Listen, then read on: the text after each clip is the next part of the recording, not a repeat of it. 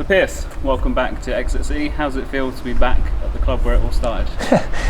Yeah, no, it feels good. It feels good to be back. It's been here a long time, so it's good to be back. It's good to be staying here for another couple of years, and yeah, I'm delighted. And Matt said himself when he heard that you were available again, it was really a no-brainer, and got in touch with you. I mean, did it all come about pretty quickly? Yeah, I've had a bit of a strange week, but yeah, I think when I became available, I think there was only one place I was going to come, and I think it was easy enough for me to stay in Exeter and for Matty and everybody to have me back, because listen, they know what I'm about and what I can do. So I think both parties were happy with the way it went. It's been great for your young family as well to be able to remain in Exeter. Yeah, no, it is. It's easy. It's easy for me to stay in Exeter. I don't have to move, and my partner's happy, and my baby is staying in our home. So yeah, no, it's all good, and I'm happy to be back. And 5 seasons you spent here, and couple of seasons very unlucky not to get promoted. Do you feel like you've got some unfinished business as well coming back? Really? Yeah, I think every year we're trying to go one better than the losses at Wembley. I think this year will be no different. I think every pre-season we have conversations about what we want to do as a team, as a club, and it's only ever get promoted. Ideally, I wouldn't want to be in the playoffs again, because I've had a lot of heartbreak. But if we have to do it, we have to do it. But listen, that's always the aim. It's always the goal for me personally, and I think it'll be the same for us as a club. So we've got a long couple of weeks in pre-season, and then got to get the head down, knuckle down, and work towards Bradford in the first game.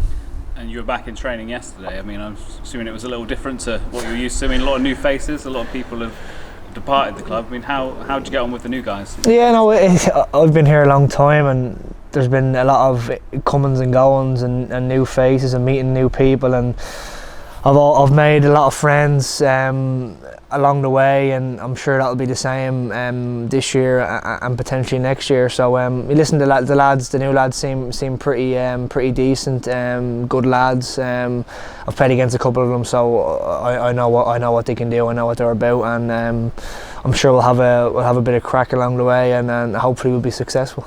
And again, is it great to welcome some younger academy faces into the setup? I mean, you've got the likes of, I know Harry and Sonny were involved last year, but Alfie and people like that who are making the step up to the first. Yeah, it's going to be difficult for them. It's going to be difficult to come into the first team environment. It's going to be a big change for them. But listen, I've seen them play. I've seen them playing in under 18s and stuff like that, and from what I've seen yesterday, they've got ability, and they kind of got to show us what they can do now. So there's an opportunity at this football club for young players, and it's proven over the last couple of years that we give young lads a chance, and hopefully the young lads coming up to the first team scene can step on. We're at St James Park as well. You've just had a little wander about on the new surface as well. I mean, different to last year. What do you reckon? Yeah, it's a lot different to last year. There's no puddles. I think Chaz has a bee in his bonnet over a couple of remarks I made last year. But no, listen, he's done a fantastic job. I've just spoke to him there. It's a lot flatter, it's a lot greener, and there's a lot more grass on it. So listen, they've been working really hard over the off season, and looking at it right now, it looks in tip top shape. So hopefully there's no excuses from us, and we can play some decent football on it. The busy pre-season schedule starts tonight at Western as well. We've got 8-9 games coming up in the next couple of weeks. Are you looking forward to using that to getting back to fitness and getting used to your new teammates? Yeah, definitely. Pre-season is always hectic with games and stuff. We're at Western tonight, and that'll be a tough game, because we've only been in training a week, and I think Western haven't played a game in about 18 months. I think because their season obviously stopped playing. So yeah, pre-season is going to be difficult. We've got a few decent games over the next couple of weeks, and we're looking forward to it. And I'm looking forward to seeing the young lads step up and seeing what the new players bring to the squad.